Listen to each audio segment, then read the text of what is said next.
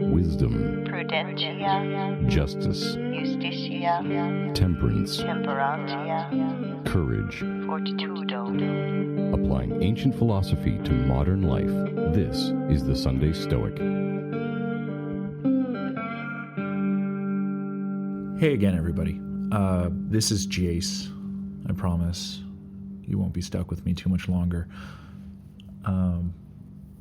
Thanks again to Steve for opening up this forum to allow other people to contribute. And if you're like me, you really enjoy listening to Steve's episodes and getting his take on philosophy in general, but Stoicism particularly. Assuming everything goes according to plan, and on the heels of my previous installment with Aaron, I just wanted to do one more that was primarily focused on putting that work and that methodology into practice. So, as I'd said beforehand, maybe you heard it, maybe you didn't. For the past 2 years, my collaborator and one of my best buddies, long time buddy, and I have been, we've been going through the Meditations of Marcus Aurelius. As we discussed previously, much of the ancient texts can be hard to digest for two main reasons, really.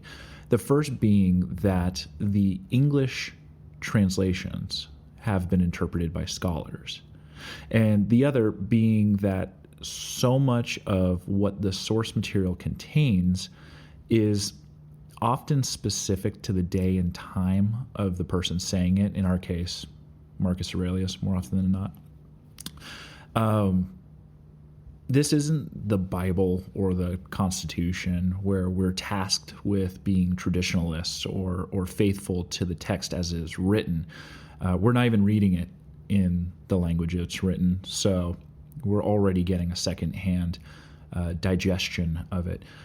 In fact, in reviewing the ancient Greek, we find that the scholars take some slight liberties to make the text make sense to them, which I think was helpful in them interpreting what the main point was.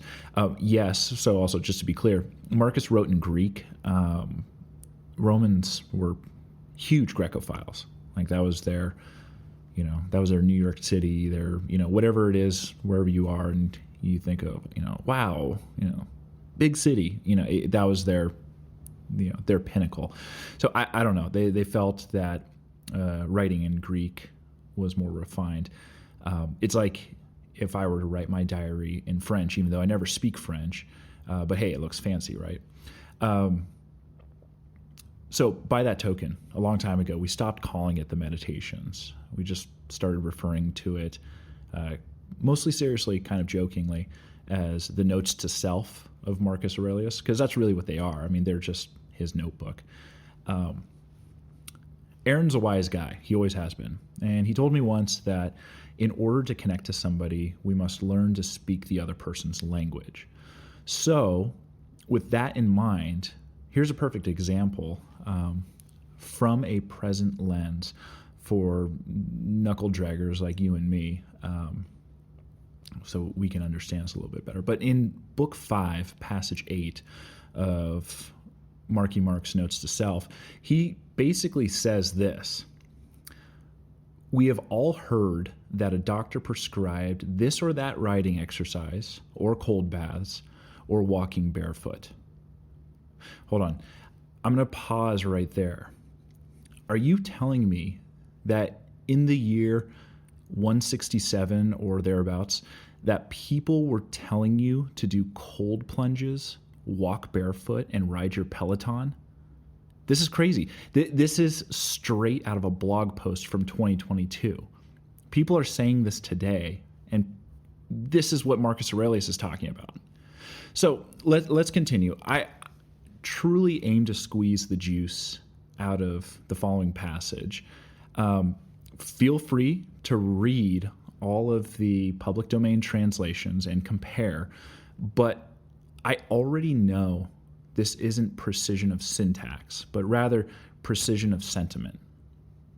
So from Book 5, Passage 9, the one after that, from Mark's Notes to Self, he says this: do not get upset or depressed or uneasy if you don't always succeed in doing the right thing. But when you fail, come back to your principles and celebrate if, on the whole, your actions are worthy of an adult, and love the process of getting back on track.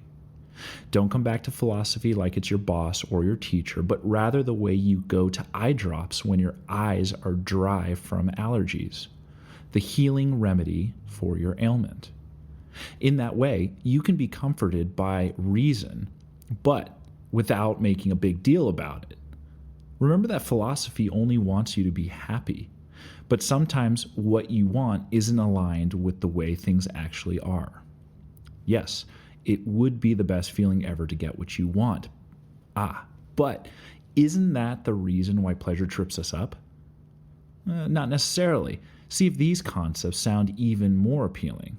Idealistic thinking, independence, simplicity, kindness, love of life in general. What is more delightful than wisdom, especially when you think of how steady and easy life gets when you proceed with understanding and knowledge? End of quote. So, do what you can to put these words into a language that resonates with you. I just did that.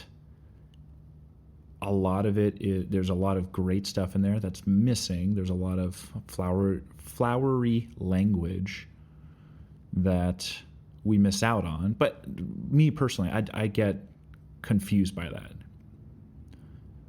Just the order of words can completely throw me off.